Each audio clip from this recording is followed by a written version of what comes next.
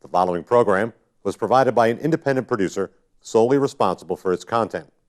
The opinions expressed do not necessarily represent the views of this station, its staff, board of directors, or underwriters.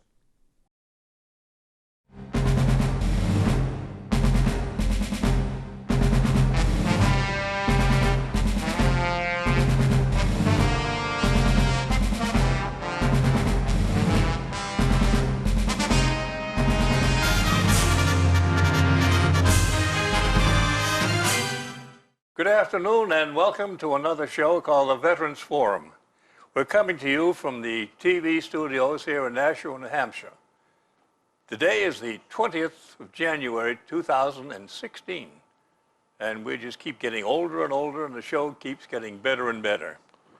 The show is called the Veterans Forum simply because that's what it is. It's a forum where we ask all the guys and gals who want to, who served in any branch, in any of the wars or conflicts, as some of them have been called, if they can and will share that experience with us here in a televised interview.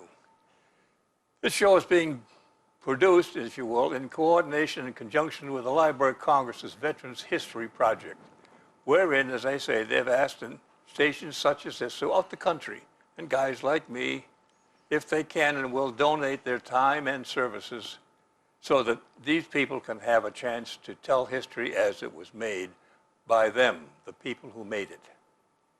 You can't get any better to the truth than that. Before we start the show, though, first, there's a program that's been instituted here in the state of New Hampshire. It's a telephone link system, if you will, wherein if you dial this number, 211, very simple, it'll put you in touch with a cadre of different kinds of people and organizations that can help you solve your problems. The only requirement, you have to have at least 6 months of good service and an honorable discharge from whatever branch you're in. And once you've met that criteria and you need help, or maybe just your friends think you need help, you or they can call that number. Again, 211. Okay? Now, today we have another fellow who did things way back then, and like most of us, there are a few things that were good, some were bad, some were funny. But the basic idea, again, is to let you tell your history so that if you're on the cusp and you'd like to take a chance at it, come back. The address to get in touch with me and the show here will be there available for you.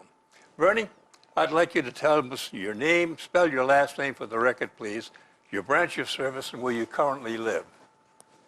My name is Bernie Bernard Tobin, T-O-B-I-N. Born and brought up in Maynard, Mass. No, where you live now? No. Okay. I live now in Nashua nursing home. Okay, here in New Hampshire. Yeah, New Hampshire. I live now there. You were married? Branch of service? I went in the Navy in 1942, and came out in 1947. I had three years and 7.5 months. Okay, 12 seconds and so forth of active duty, right? Okay. Now, that's what you are today. What I'd like to do is go back and find out how you got here. For example, where and when were you born? I was born in 19... Wait a minute. I'll give you two or three questions, then you can keep talking.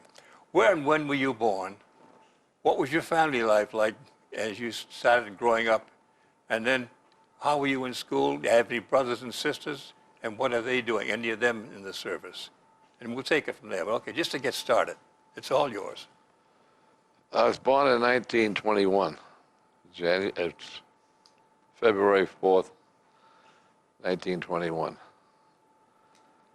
Went to high school, graduated from Maynard High School. Okay, you were born in Maynard? Born in Maynard, Concord. Okay. Everybody who was born in Maynard was born in Concord, but that's where the hospital was. Okay. So it's still there. The same room your mother was in when you were born. Right. And so I graduated from high school in 1939. I have a family of 6 sisters and 2 brothers, all over. I'm the youngest by 4 or 5 years of anybody. And I had 2 brothers who both were in the service. Are they all alive? 1939, I graduated high school. I worked in the American Woolen Company. Oh, just before, not too fast, because I want to find I out about you. worked- I When you worked- were in school, were you a good student? Did you take activities like drama club, marching band, football, hockey, No, whatever? I didn't do any of that stuff. All I did was play golf. Okay, well, it's an activity. Were you good? You were a caddy or what? Caddy, then a member. I was a member of the Maynard Country Club in 1940, Wow. and I have been the oldest member ever, and I'm still a member there, a life member. But I don't play, of course, now because of my leg. But 1939, graduated from high school, worked at the American Woolen Company in Maynard. That was the big woolen mill in Maynard. That was the town hirer. Huh? Similar to the ones they have in Lowell and Lawrence. In 1942, now it's 39, 42, went into the Navy. Okay. I went into the Navy because I didn't want to get drafted in the Army. Okay, well, if you had a choice at least. That was the, So you enlisted, they didn't So come I to grab you. enlisted in the Navy in the summer of 1942. Okay, now, let's take a bit right there. Where and when did you enlist and get sworn in and so I was forth? enlisted, okay. I In the enlisted Fargo building or the yeah, post- Fargo building in Boston. Okay. And I went to Newport, Rhode Island for boot camp. Now, they send you down by truck, bus, or walk? How'd you get there? By train, bus? Bus Okay. from the Fargo building to Newport. And we were there for approximately 7 weeks, probably. All right. Now, the big question, most of the guys have a different answer to it. Oh. When you got there and they said, okay, off the bus, gentlemen, and the minute your foot hit the deck down there, you're now in the Navy and this is what you're going to do. What was your reaction to being a civilian today and tomorrow morning you're a GI or sailor? How'd you feel? What happened? I did very nervous, actually, like everybody else. We didn't know where we were going or how we were going to get there. But we got on a train and went to Newport, Rhode Island. Norfolk, Virginia, from Newport. Okay. And we were based there for about a week. And then, at that time, we were shipped, probably 200 or 300 of us, were shipped to Jacksonville, Florida. And that's how I got to Jacksonville, Florida, and they put us at Cecil Field, which is about 15 miles from the main drag of Jacksonville. What city? Miami? Tallahassee? 1,000 miles away, Miami. But that's where we went, and it was at Jacksonville, at Cecil Field, small place just like Hanscom Air Force Base here, same size. We had a little golf course and everything else down there. Softball team, and we ran the cruise. And that's where the pilots came to practice with carrier landings. Oh, That's where one of the stops. They used to all go to Chicago out there in the out there in the lakes, but they made Jacksonville one of the bases. now when you get in there, did they take any kind of tests or examinations to see what they felt you might be good for and give you a choice? Or did you how did it work? They had tradesmen. The kids came from trade schools, aviation trade schools, to the base. I didn't have any training whatsoever, and neither did a lot of us, that were working on the airplane. All we did on the airplanes was go out to meet the plane, taxi them in, pull them in. We learned how to shut them off and on, and oil them and gas them and get them all ready and put them in position for the next flight. That was the job that I had. Okay. There was regular mechanics that were good mechanics, but not us. What do you mean? Well, They didn't let us take a wrench and start tightening things up and so forth. Wow. We were work with the planes that we were called plane captains. All right. What we were. We did that for. Well, how long do you have to train to become? Somebody would teach you. Somebody would teach you how to train you. The plane coming in, You know, you wave the pilot in, he knows what you're doing, and you get so, and then you put him in a certain position. He jumps out. It's a funny thing, they have a thing called a yellow sheet, Yeah? and then you fill it out and so forth. Fill it After out he to do goes, what you're filling out. you oil the plane, gas the plane, clean the windshield, do everything. Okay, a checklist. And then your checklist, that's all. And leave it right in the plane. So that you did it and you sign your name. That's with it. So you might have a couple different planes, have 3 planes in a day, you know. Sometimes you wouldn't have anything, but Well, if you had nothing to do, that's what you did. That's what I did, No? and several more like me, until we left the place. How long were you there? I was there probably about a year, a little over a year and a half almost. Then I went overseas, the Pacific, and I ended up in Japan. How'd you get there? Well, Why did they select you? Did any special? they picked up. Finally, they grabbed. They were bailing everybody out. You know, shipping them different places. They finally came to us and they shipped us to California. But How'd you we get did. there? We did stop St. Louis, places like that for a while, and then we finally got to Oxnard, California. Okay. Now, was that by troop train? Train, yeah, troop trains. Private berths, air conditioning, private waiters? Troop train all the way. Yeah. How was it enjoyable? Needles, California was about 110 in the shade. And there was no shade. Anything happen on the way out? Anybody want to jump off the train? No, nobody Shoot did anybody? anything that we, you know. Oh, what you do? We with had your- whites. We had Navy whites on, and they were black by the time we got to Second day California. you're out, you're dead. Dirty. Oh, where'd you go? Where'd you Then land? we went to Oxnard, California. Okay. They actually put us on shore patrol. A lot of us, With no training? no training, Just just grab a belt walking and- along with a guy that had trained, Okay. a lieutenant and a police lieutenant in Frisco or something like that. You know. Okay. Now, They it shipped sounds us to silly, they but shipped us to the islands. There must have been 500. We formed what they called an ACON outfit. ACON, ACOR, aviation, communication, ordnance, radio, those types of people were in this group. We had about 500 of us.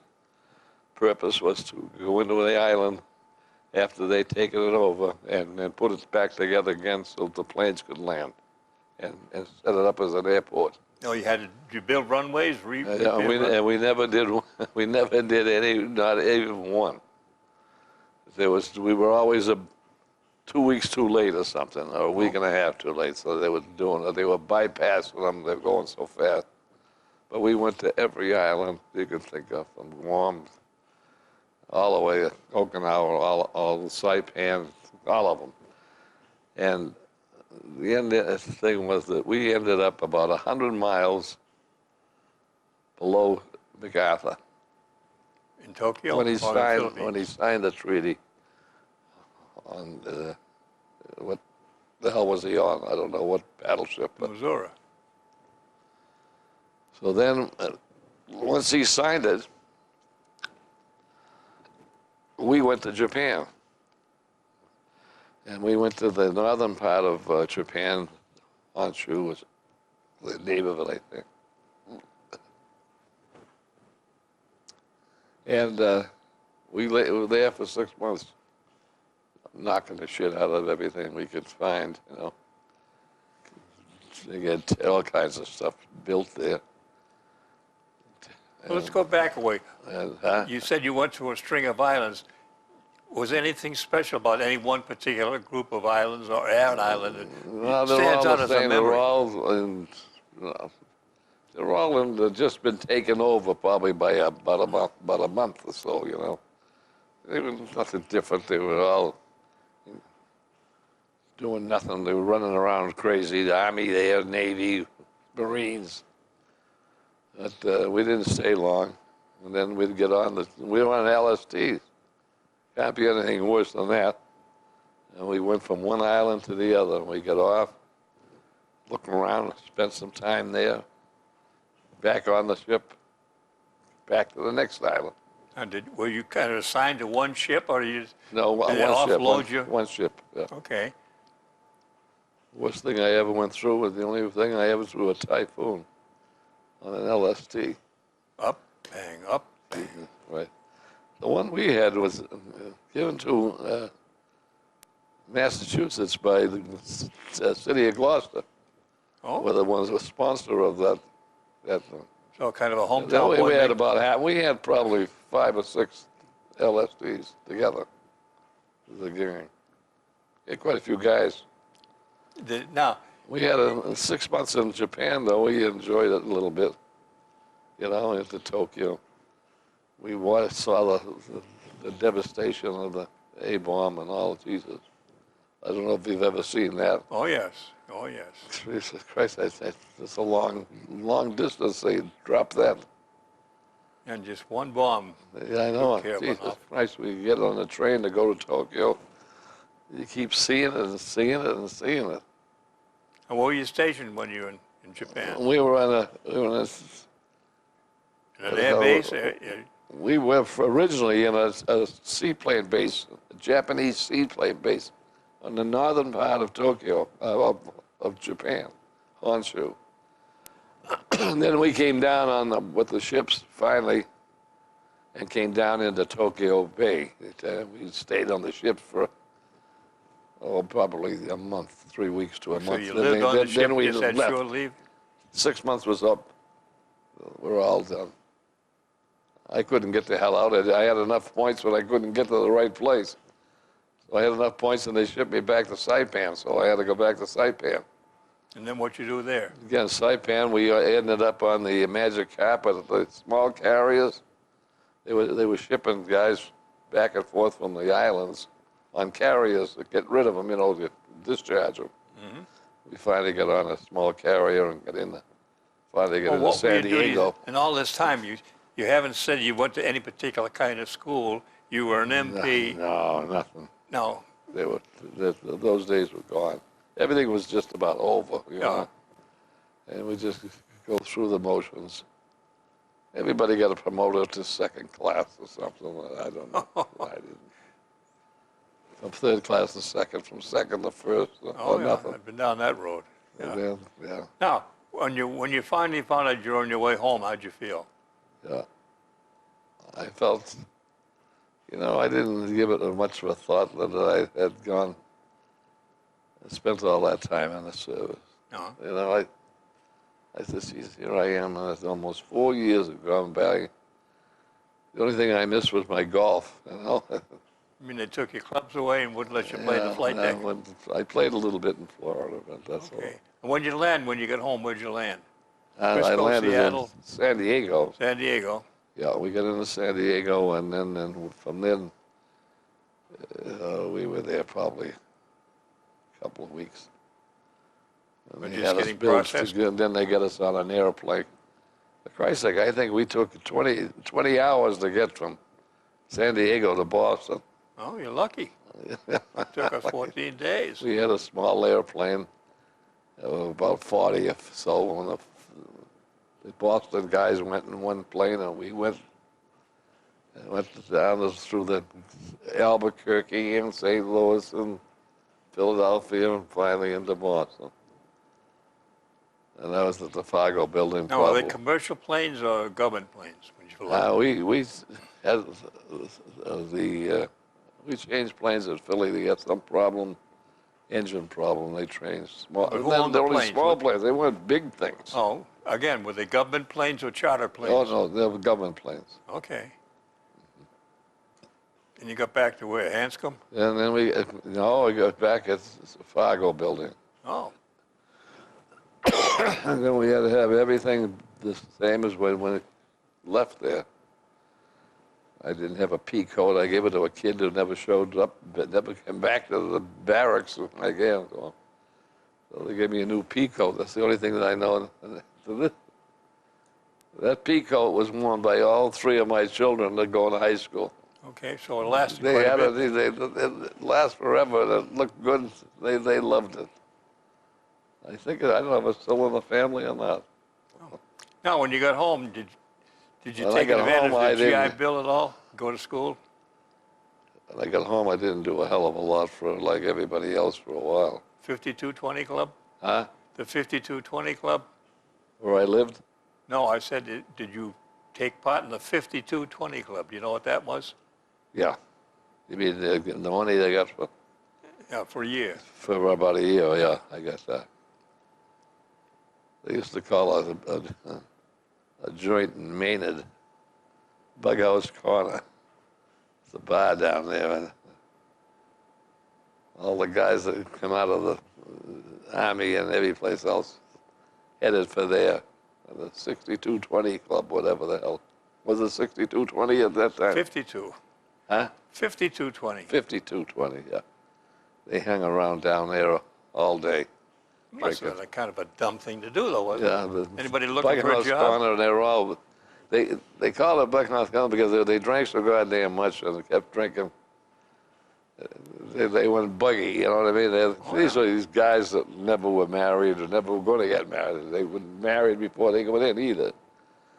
But they'd grab a few married guys and hang around down there. But No, that's a waste of time. that ended finally. When you finally start to go to work, what'd you start? I went back to the American Woolen Company. Okay. I went Did back. they have a job saved for you, or did they make a job? They made it for me. They had it saved, I guess. You'd call it saved. And what were you doing there? What kind I of work? worked at the woolen, the weave room as a filling carrier. That's all I had the job. I wasn't a weaver. Well, what does that mean? Because we got to know. Well, I have no idea what it means. What was your job, basically? Well, basically is they have all them looms that are making, weaving the cloth, right? Yeah, miles And they have to long. bring these bobbins, that to put them in the shuttles that goes back and forth. Yeah. Well, the thing that feeds the shuttle is the shuttle is the bobbin, and they call them filling carriers. And they get in big boxes, big iron and metal boxes.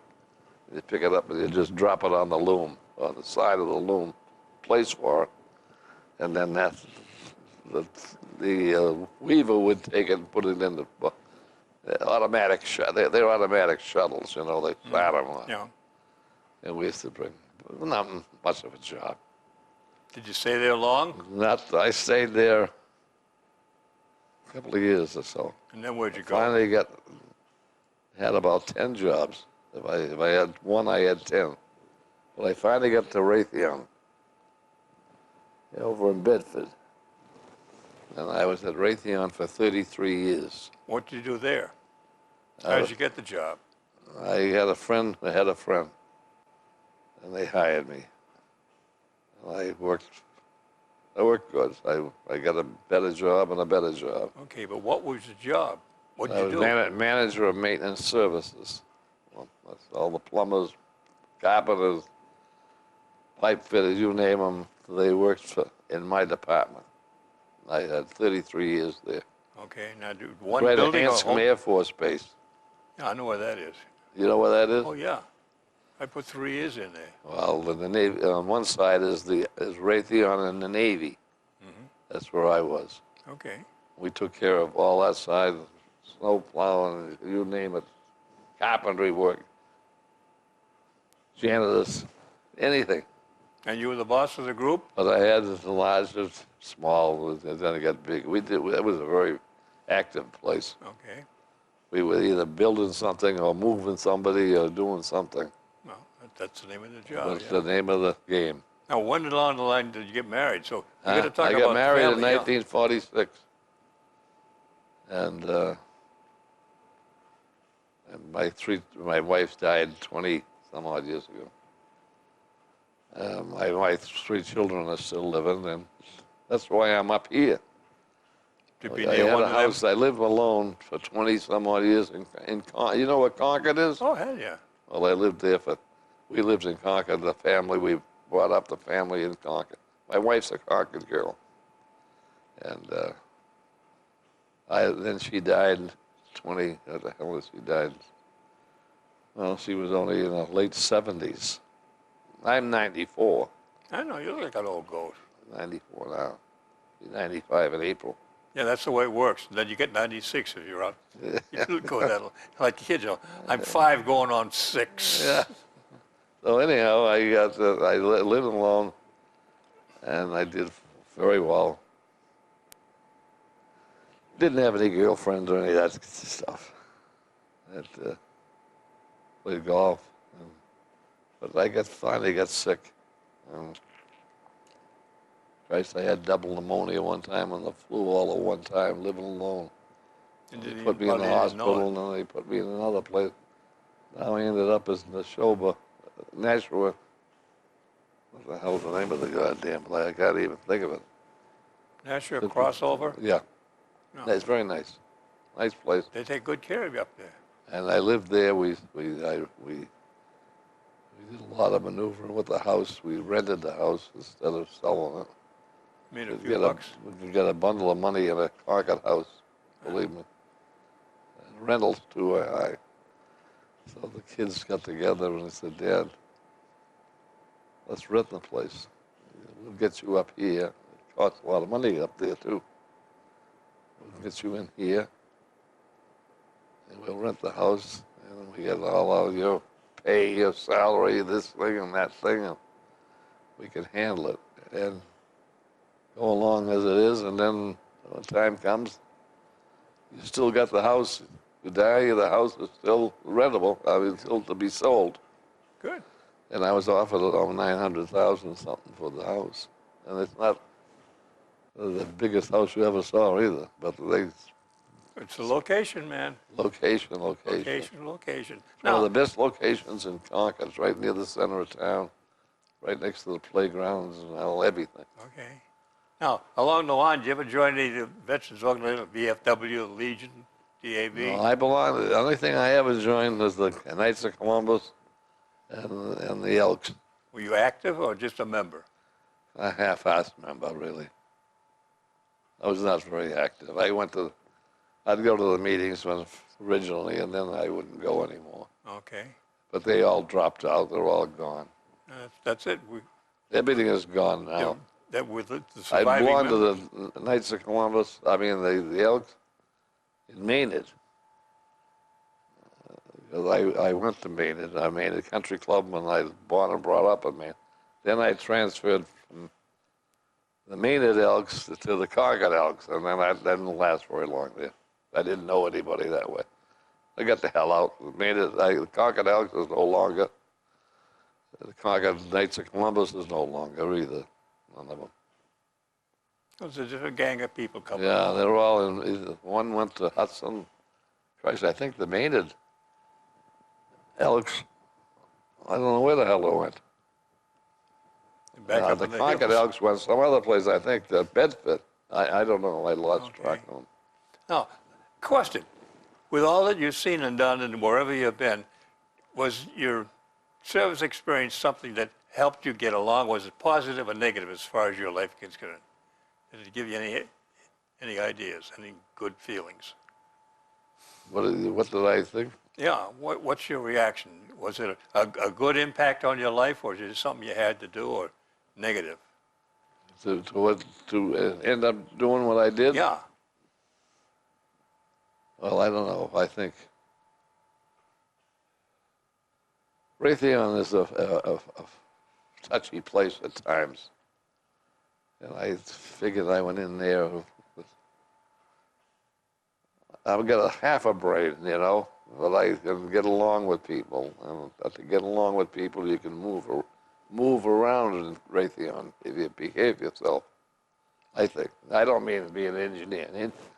Take engineering out of the picture. If you're an engineer, you're in a special group, that's all. But if you're a guy like me with no college background, and I didn't have one. If I had one, I would have been a little bit faster on my feet. But I got along very good with all kinds of groups of people, and made a good name for myself. At least I thought I did, anyways. That's all it was. Okay. So I went 33 years and became a manager and a department manager, and I did pretty well. Good. And by paying attention and behaving myself. That's what I think. Now, how are your kids? Just quickly about them. What are they doing now? My kids, Yeah, they live around here and take they care of you? live. One lives in Hooksett, one lives in Nashua. The one that lives in Hooksett, Paul, the oldest boy, has got over 40 years in Raytheon. He's about ready to get out now. And Peter, he used to work at Raytheon 10 years, and he quit and went to another company. Jane worked at Raytheon. They all worked at Raytheon Okay, at so one you got a time. big R on your back no matter where you go, huh? Yeah, they all did. Jane works for a hospital now, but they all have. So Paul's only got one kid. Peter has none, and Jane has two. So there's only 3 children in the family. They do well. They pay attention. Now, question, has your grandkids ever asked you, hey, Grandpa, what did you do in the war? Have you ever tried to get them an answer to they that? never talked to me about it. They are now. Probably the last year or so. Yeah, it's Now that come up. I'm selling the house and I had to have this paper and they'd look and say, "Oh, you were in the Navy, huh?" Yeah. And then they'll show them a picture of. I got a couple of pictures of the softball team that I was at Cecil Field down in Florida. Oh. I played on the softball team. They got interested in that, but they didn't know much about the Well, the service. thing, we'll find that and I out. never talked about it. I know. I never said a word about what the hell I did in the Navy. The fact they didn't even know I was in the Navy, I don't think, for a while, the longest while. You were kidnapped, huh? Anyway, okay. So anyhow, Any advice you'd like to give the kids listening in as far as maybe joining a service to take advantage of their schools if they can? they got a kick out of some of the pictures I showed. I got an album there of a bunch of girls and all, all that stuff too. So anyhow, they enjoyed talking about it, but Any good memories? Any special mememories? the service, Yeah. Yeah, but keep in touch with the guys. no, I never did. They calling you? I never I was never aboard a ship like a lot of the guys. They belonged to destroyer this one, and they're all buddies with everybody. No. I never did. I was going from Cecil Field.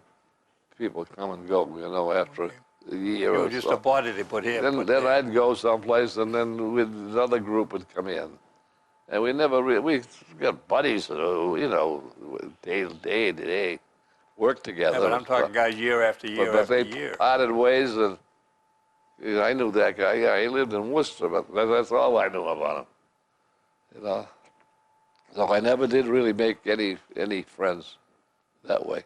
Oh. Guys and I had some shitheads that were with hillbillies from Florida and Carolinas and all them. And they thought the same of the guys up north. Boy, too. oh boy, they were Locals. tough guys to handle.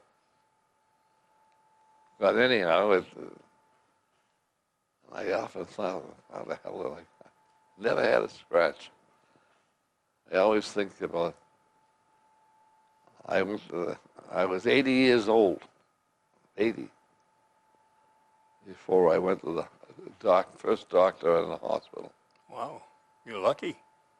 Like, all through the service.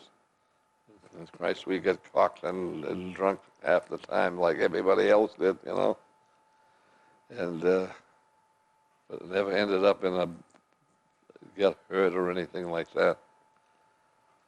And I know my daughter took me to the Concord Hospital. We only lived around the corner. She says, sign in. He doesn't feel good. Something's the matter with him. So we get the thing out, and they said, I don't have anything on Bernie Tobin. Who the hell's he? That's my father right here. Got to go. He doesn't have any record. He says, no, he never had a record. He's never been here. Never been here. Yeah. So that was the beginning. And then I had all kinds of problems from 80 to 90. I can tell you, I had got it.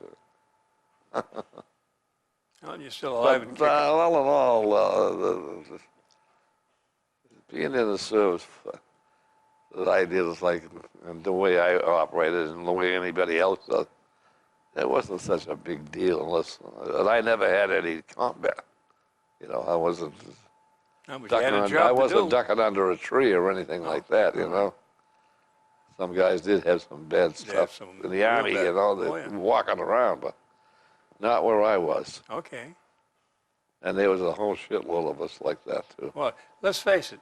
Everybody's not going to be or was Audie Murphy or Sergeant York. The bottom line, you had a job to do no matter what it was, crew chief or a Yeah. swabby someplace. As long I as did you had all the those job and you jobs. did it, that's all that counted. I did all those. I went down went to Florida from Norfolk the first day or so. First thing they did was to put us in the compartments, start washing the floors, polishing. Oh, yeah, keep busy. Yeah, we did that. I keep did busy. that for 3 months. Like every compartment cleaner, they called Okay. us. Well, yeah.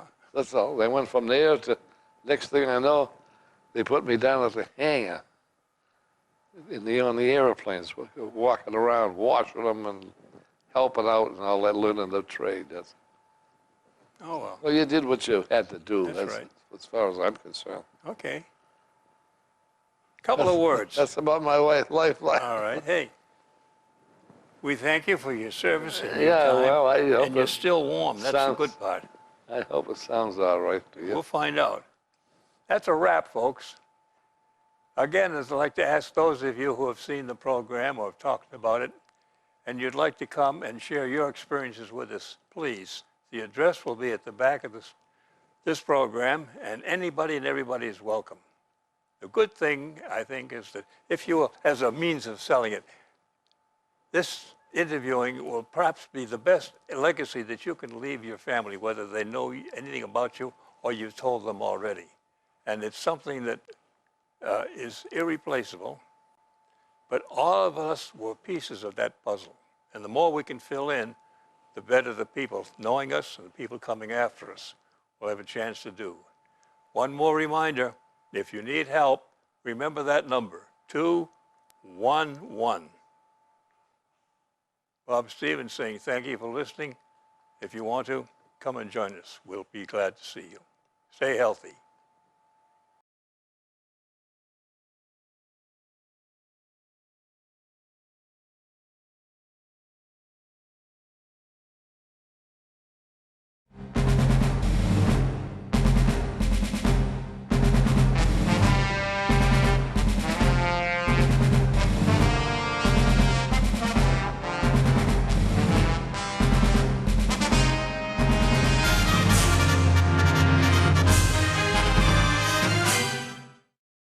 The preceding program was provided by an independent producer solely responsible for its content. The opinions expressed do not necessarily represent the views of this station, its staff, board of directors, or underwriters.